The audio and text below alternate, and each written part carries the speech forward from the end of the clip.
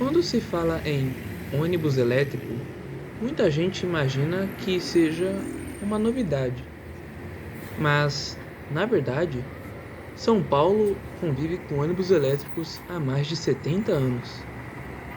A diferença é que naquela época eles não funcionavam com baterias, e sim através de uma rede elétrica instalada sobre as ruas. São os famosos trólebus. Só que, nos últimos anos, a prefeitura deixou claro que pretende substituir essa tecnologia pelos ônibus elétricos movidos a bateria. E desde então, vem tendo discussões entre quem acredita que os trólebus ainda fazem muito sentido e quem defende que os elétricos movidos a bateria são uma solução muito melhor. Mas afinal, quem está certo?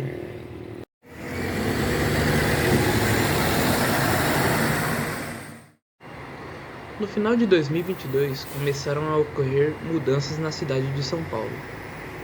Junto da obrigatoriedade da renovação de frota a partir de então ser apenas com modelos elétricos, a prefeitura também passou a defender o fim da rede de trólebus, alegando que manter quilômetros de fiação aérea possui um custo elevado e dificulta futuras expansões do sistema. Desde então, a Ambiental Transportes, que é a empresa responsável pelos trólebus da capital, passou a adquirir cada vez mais ônibus elétricos movidos a bateria, enquanto seus icônicos trólebus começaram pouco a pouco a serem aposentados.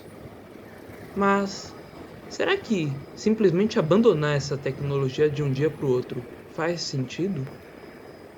Bom, do meu ponto de vista, diversos argumentos de ambos os lados fazem bastante sentido. Vamos começar analisando os argumentos a favor dos trólebus. O primeiro deles é a durabilidade. Existem trólebus que operam por mais de 30 anos em diversas cidades do mundo. É algo difícil de ignorar, pois ônibus a diesel a gente geralmente vê rodar por 10, 15 no máximo. Isso acontece porque o veículo não tem muitas peças de motor que vão se desgastando com o tempo e exigindo troca constante. Logo, ele consegue durar mais tempo. Aqui em São Paulo mesmo, na cidade, tem alguns que já têm seus quase 15 anos de uso. E na região do ABC, sob a Next Mobilidade, alguns já rodaram até por cerca de 30 anos. Outro ponto importante é que eles não dependem de carregadores na garagem. Então, enquanto tiver energia na rede aérea, eles podem operar praticamente o dia inteiro, sem precisar parar para recarregar. ênfase no enquanto existir energia. Eles também não utilizam enormes bancos de baterias que precisam ser substituídos ou descartados, e também, logo, é menos peso no veículo. E, por falar em bateria, existe outra vantagem. Como eles não carregam dezenas de baterias espalhadas pelo veículo, eles praticamente não perdem espaço interno. Na prática, conseguem oferecer, na verdade, uma capacidade bem próxima à de um ônibus a diesel convencional.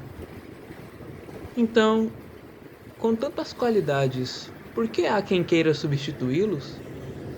Bom, porque, apesar dos pesares, eles também possuem limitações. A principal delas é a dependência da rede elétrica. Sem fios, simplesmente não existe operação. Se uma árvore cai sobre a via, se ocorre alguma obra no meio do caminho, se a linha em geral, por algum motivo, precisa ser desviada por um caminho sem rede aérea, o trólebus não consegue fazer a viagem como um ônibus convencional, afinal de contas, não tem a sua fonte de energia. Inclusive já aconteceu aqui em São Paulo. Durante um problema, isso faz uns 1 ou 2 anos, foi durante um problema no trajeto da linha 4113, código 10, Gentil de Moura, Praça da República, foi necessário utilizar ônibus a diesel temporariamente emprestados de outra empresa porque o desvio da linha, que é operada por trólebus, não possuía rede elétrica. Outro problema conhecido são as próprias alavancas do trólebus. A depender do estado da rede, do viário, da linha ou mesmo da forma de condução, elas podem simplesmente escapar dos fios.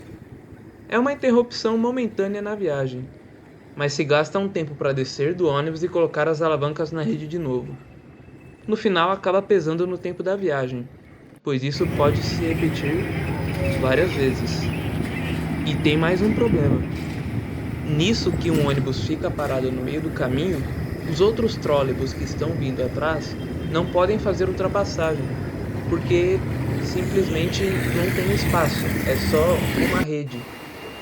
Então, um pode acabar atrasando o outro, infelizmente. E claro, toda essa estrutura de fios precisa ser construída, mantida e constantemente revisada. Então, quer dizer que os ônibus movidos a bateria resolvem tudo, certo? Também não. Por um lado, eles trouxeram uma liberdade, uma versatilidade enorme. Podem circular praticamente por qualquer região da cidade, permitem desvios de itinerário e dispensam toda a infraestrutura aérea. Mas isso não significa que eles sejam perfeitos. Assim como qualquer tecnologia, eles também têm seus desafios. Eu mesmo, ao longo dos últimos meses, já presenciei algumas falhas em operação. E também ouvi diversos relatos de motoristas sobre panes eletrônicas e problemas relacionados ao gerenciamento das baterias. Ou seja, trocar uma tecnologia pela outra não necessariamente significa eliminar todos os problemas, apenas muda quais serão os problemas. Também tem o fato de que, pelo ônibus depender somente da bateria, elas ocupam um espaço considerável dentro do veículo, reduzindo assim a capacidade de passageiros em alguns modelos. E também, se eles não dependem da infraestrutura de fiação elétrica, eles dependem da infraestrutura de carregamento na cidade. E se ela não for bem planejada, acabam surgindo novos desafios. Por exemplo, há pouco tempo atrás na cidade ocorriam casos onde simplesmente os carregadores dos ônibus, quando muito usados ou quando tinha muitos ônibus carregados simultaneamente, ocorriam apagões nos bairros vizinhos. Claro, não é algo que acontece toda hora, até porque não é todos os ônibus que ficam carregando simultaneamente na garagem. Porém, é algo que já aconteceu e que, como eu disse, mostra que não é a tecnologia perfeita, livre de qualquer problema. Ok, mas eu falei aqui e no final não respondi. No final das contas, qual que é o melhor? Bom, aqui eu acho que está o verdadeiro ponto dessa discussão. Porque na internet é fácil encontrar gente tratando o trólebus como a tecnologia perfeita, enquanto outras acreditam que os ônibus a bateria resolvem absolutamente tudo e que os trólebus devem sumir de uma vez por todas. Mas a realidade é bem menos radical e menos binária. Os trólebus funcionam muito bem em corredores consolidados onde existe infraestrutura adequada. Já os ônibus a bateria oferecem uma flexibilidade enorme para cidades onde desvios, alterações de itinerário e mudanças na operação acontecem com frequência. Ou seja, os dois têm suas vantagens e os dois têm suas limitações. Então, no final das contas, ao invés de ficar perguntando simplesmente qual é melhor que o outro, a gente pode começar a perguntar: os problemas que todas as tecnologias enfrentam são culpa apenas do veículo ou da forma como tudo é planejado e utilizado e colocado em prática?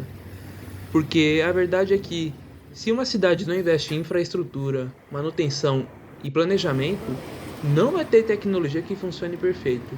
Nem trólebus, nem ônibus a bateria, nem mesmo ônibus a diesel. No fim das contas, talvez a maior diferença entre eles não esteja no motor, mas sim nas escolhas feitas por quem administra o sistema de transporte como um todo. Então, no final das contas, eu deixo a pergunta para vocês. Se vocês fossem escolher, qual dessas tecnologias vocês manteriam circulando pelas ruas de São Paulo? Ou, de repente, acham que uma operação mais mista seria o ideal? Comentem aqui embaixo. No próximo vídeo, eu mostrarei aqui para vocês na prática como é a experiência de andar em um trólebus em pleno 2026. Será que realmente é uma tecnologia ultrapassada? Ou ainda tem suas vantagens? Ou talvez os questionamentos sejam ainda mais profundos? Isso é o que veremos no próximo vídeo. Se gostaram, deixem seu like, se inscrevam no canal e compartilhem o vídeo.